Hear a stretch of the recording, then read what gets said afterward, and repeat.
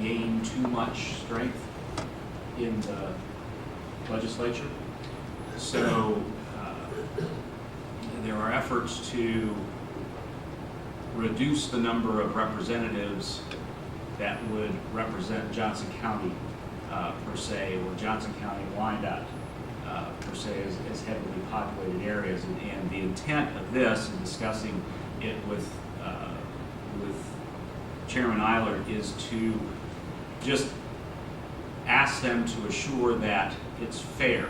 In other words, that they don't, when they apply numbers of representatives to Johnson County, for example, that they don't use the lower end of the range, and when they apply it to Colby, for example, that they use the higher end of the range, so that essentially that we're asking that they do it fairly, and to ensure that that we're fairly represented and no one is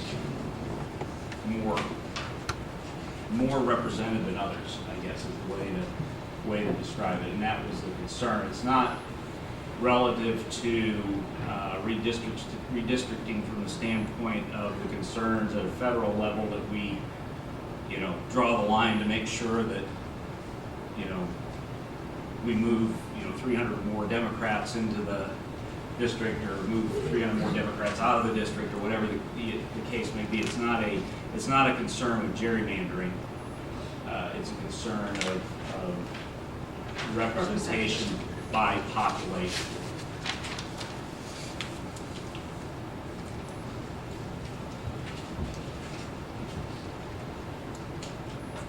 The item on local banks, Laura has provided the wording for that local bank requirement that you were considering not having that be restricted as a legislative item. And then Mr. Press has provided the information on the agricultural use. So how will that read? It's item number 15 on the agricultural use under commercial property evaluations.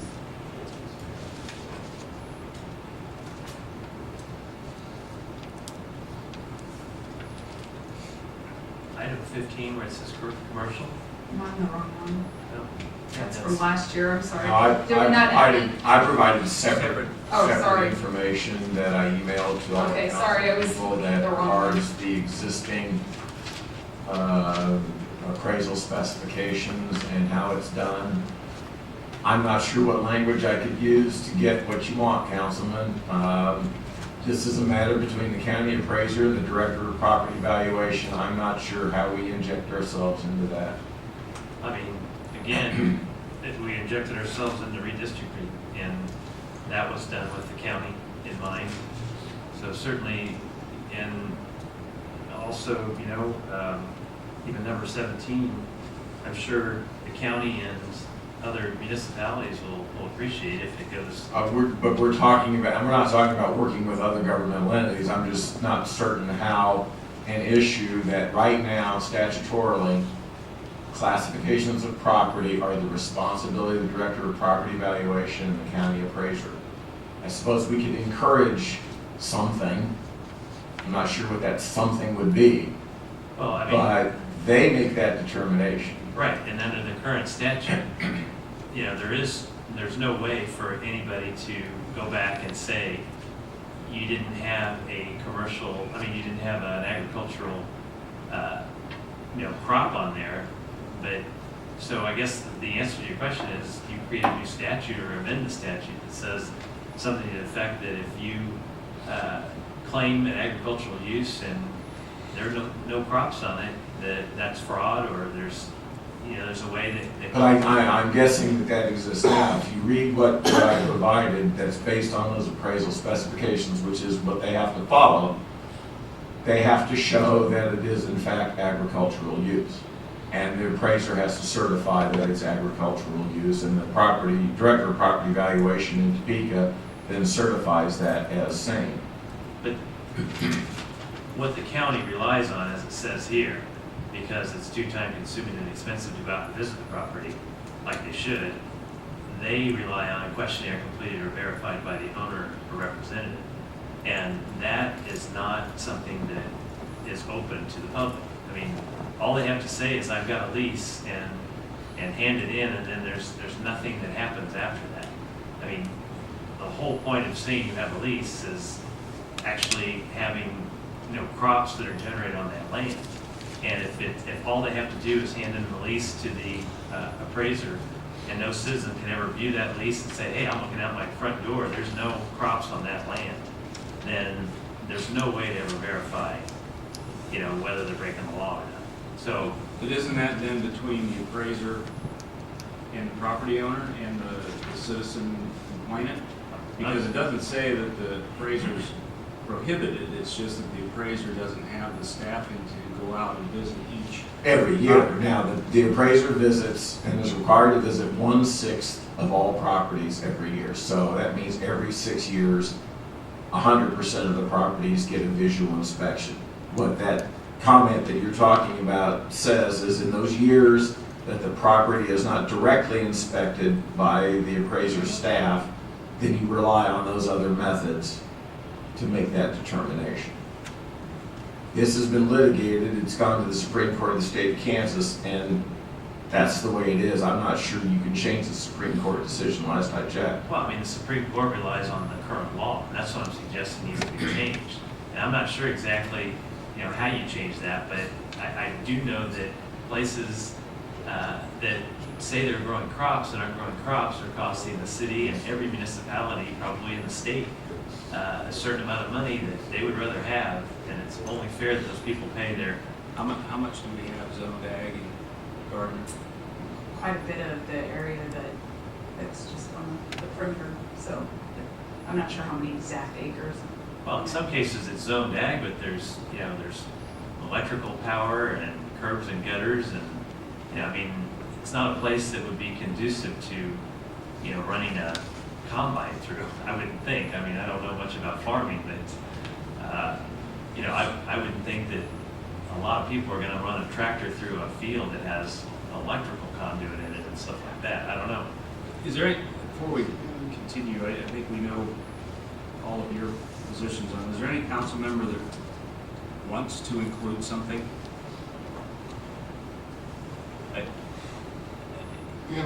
I struggle with it because it seems unfair. Right. I hear from Mike that there's the Supreme Court rules and rulings and mechanisms in place. But And I don't know that it's something that's required in the legislative agenda, but I wonder if there's something that the city can do for concerned residents as far as helping foster proper evaluation of these. My recommendations would be that municipalities, and I would be happy to talk to the appraiser when he returns about this, that municipalities should approach the appraiser, have a conversation about the kinds of issues that he might be encountering and some of those that he thinks might be questionable, and see if there's any relief that the municipalities can provide and support the appraiser in that process. Again, the appraiser is an agent of the state. He is the agent, works directly for the director of property valuation in Topeka. Even though he's technically a county employee, he works kind of like the district attorney. so it's like the election commission. It's like the DA, the election commissioner. They're state employees, and they have to follow the state law and the state rules about employment, even though the county would provide the pay and hiring and that sort of thing. Again, I've had several conversations over the years with Mr. Waltham about this very item. We're not the only area that's concerned about it. I think everybody shares a concern about it. The question is, what's the best approach to make sure that people that have agricultural classification truly are ag use? Now, that can be grassland, it can be prairie, it can be some things other than crops and animals. But again, the issue there, and I think those stipulations in the appraisal specifications made it pretty clear, who makes that determination and whose agent that is and how that process works. And I think that if we want to have an impact, because as you said, Councilman, we're not the only municipality impacted. It impacts schools, impacts everybody that has government, if you will, every city, county, everyone, including the state. So obviously we all share an interest in making sure that the classifications of property are correct so we get the right revenue associated. Where we intervene, what steps we take to make that as fair as possible, I think is something worthy of pursuing. I don't believe putting it on a legislative agenda is the answer to that dilemma. Ryan? From everything that I've been able to read from what, Mike, what you gave us, and then also what I found online, I tend to agree that putting it on the legislative agenda isn't where we're going to get the most bang for our buck, so to speak. But I do agree that we need to look into working with other municipalities into talking to the appraiser and going that route. Christie? Yeah, I pretty much about Brian. I would like to see some examples of practice or here kind of figure out why those students classified as actual. Okay, you're kind of breaking up a little. Let me repeat what I think we heard, that you would like to get some examples to and from the appraiser of discrepancies, or what we perceive to be discrepancies, what they perceive to be discrepancies, and then understand what the issues are on those properties. Exactly. Okay, so as far as adding something to the legislative agenda per se, you're okay with what we have? I am. Okay.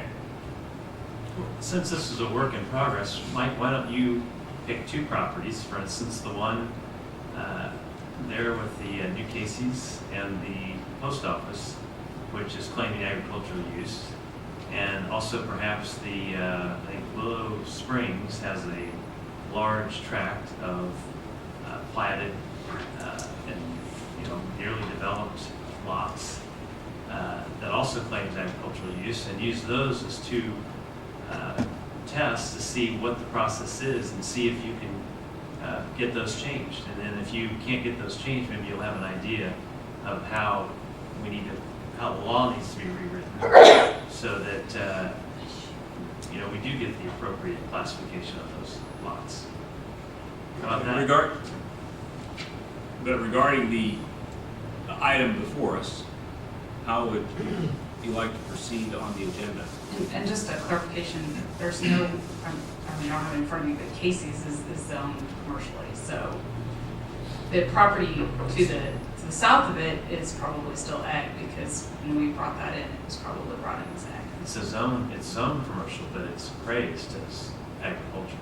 Yeah, but Casey's hasn't rolled onto the property tax rolls yet. Right. So once it does, then that'll change. It's no different than my home. When I bought it, it was ag use, and there's a delay. But it's and been going on picks for up. five years at least, probably as ag use.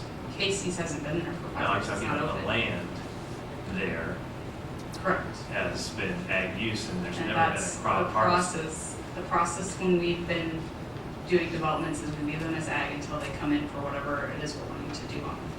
Yeah, and don't get me wrong, I agree with Larry with the basic unfairness of it. I think we all do. Right. Well, then Yeah. what do you do to fix it? Which,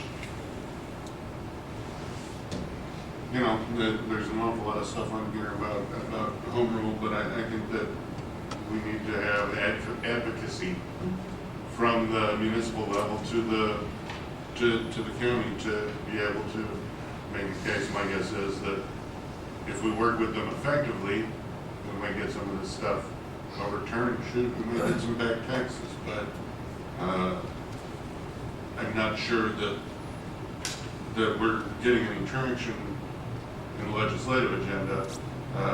But I think that it needs to be studied, and we've got to figure out a way to work with it. And actually, we probably need to expedite it if at all possible. And your question was, what do we do? I think what you had asked Mike to do is a perfect way to start. Okay, so do we need a motion on that then? No, we're actually on an item that's not an item on our agenda. We could make a motion. Okay, I We don't have approve. an item on our agenda for that. I think we've given indication that that's the direction we'd like to take this and ask Mr. Press to do so. The item before us is regarding our legislative agenda. And to that end, I recommend we approve the 2012 State Legislative Agenda for the City of Gardner. Second. Motion Broxman, second. Tomorrow that we approve the 2012 legislative agenda. All in favor indicate by saying aye. Aye. All opposed? No. Motion carries.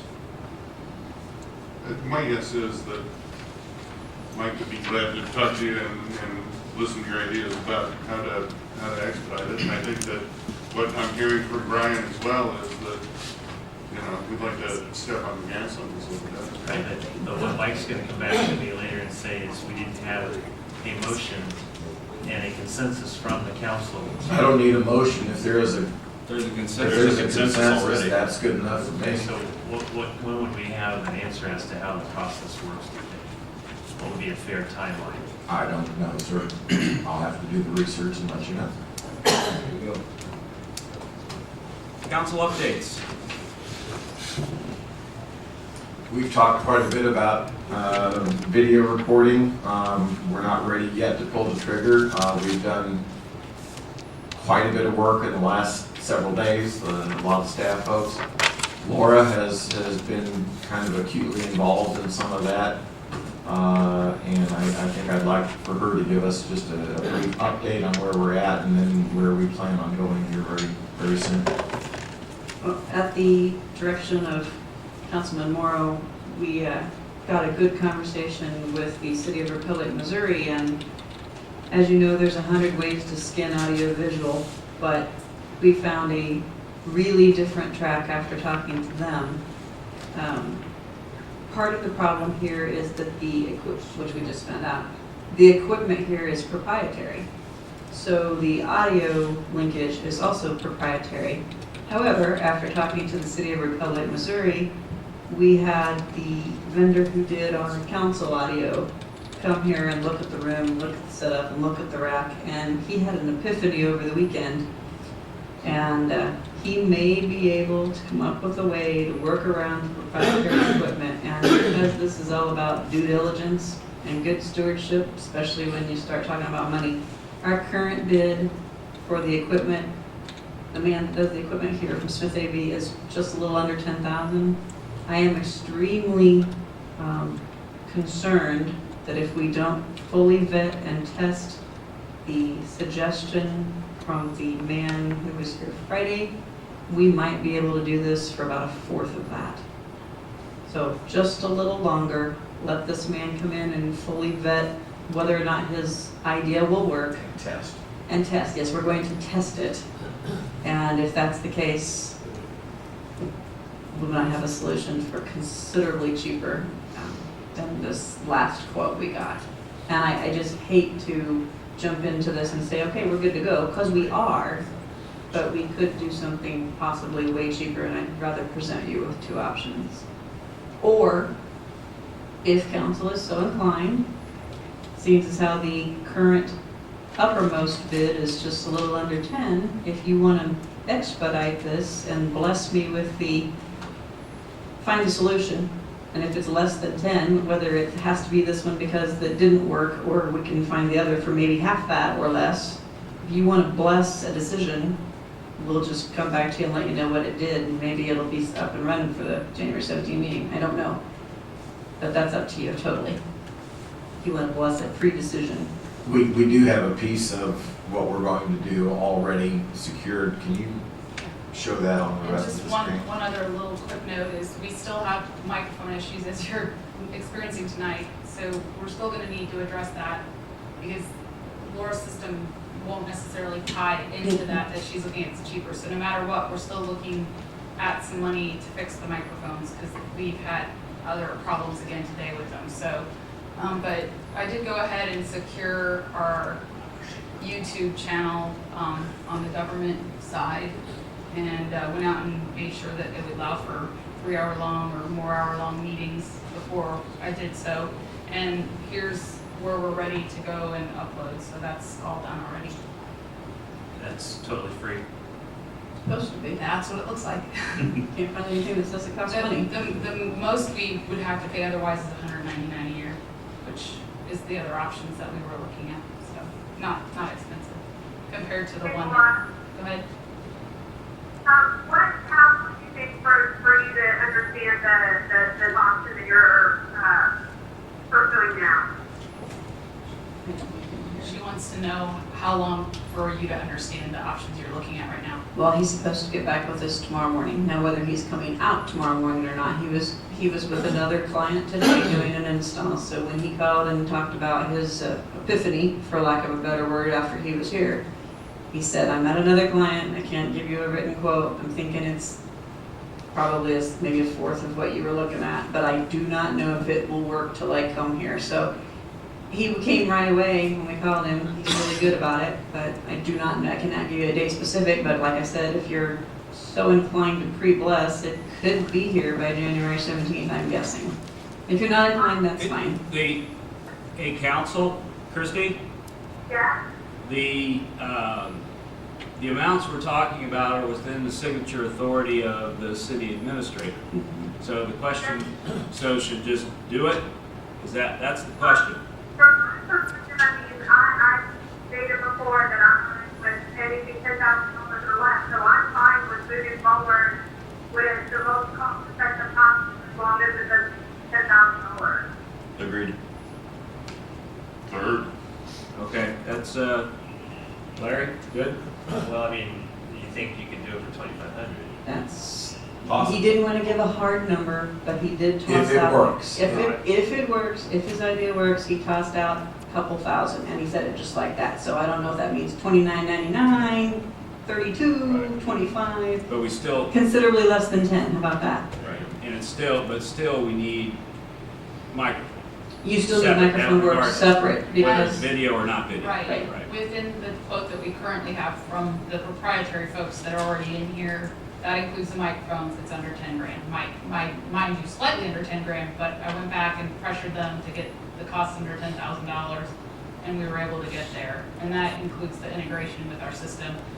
What Laura's looking at will work with our system possibly, we're just not quite sure Work how around it would, our system. but it doesn't address the mics. The mics have been running around 2,000 and slightly under, so Okay, so- $1,800 is what we But that's a keep seeing. separate line item anyway. Right, and that's within my signatory authority.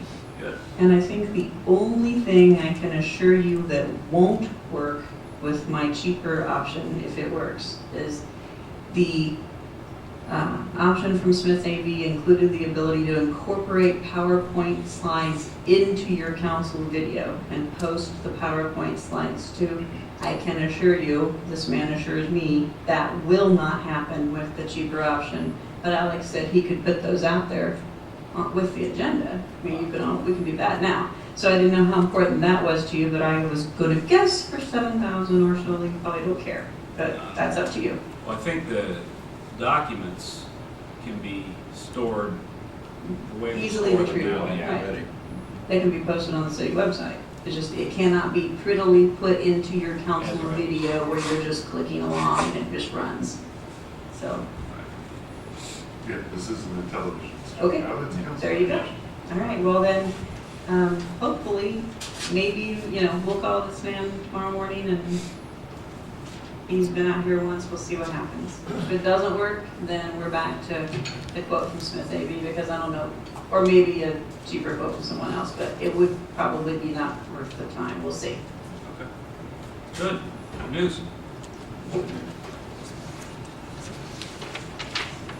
Is there a motion to adjourn? Don't we usually do the council for staff issues? If you've got an issue, please talk to him after the meeting. So, is there a motion to adjourn? I mean, normally we do this, Yeah. before. Is there a motion to adjourn? Mike, So moved. If Larry's got something to say. Okay, go ahead, Larry. well, I was just gonna check up on the amendment that you were gonna have for us in 2 or 3 days for the contract, addendum? the addendum. that ready to go? I've reviewed it, and it looks as if it meets our needs. And then you also are going to give us an update as to Melissa's contract and status, but we never heard about that. She reverted to assistant city administrator. And do you remember that conversation? Or? I don't remember having it in public. Oh, okay. And it's a personnel matter, so I mean, we don't it's- talk about personnel matters in. I mean, that is her title, right? Assistant Yeah. And community development. and Director, community yes. development director. Right.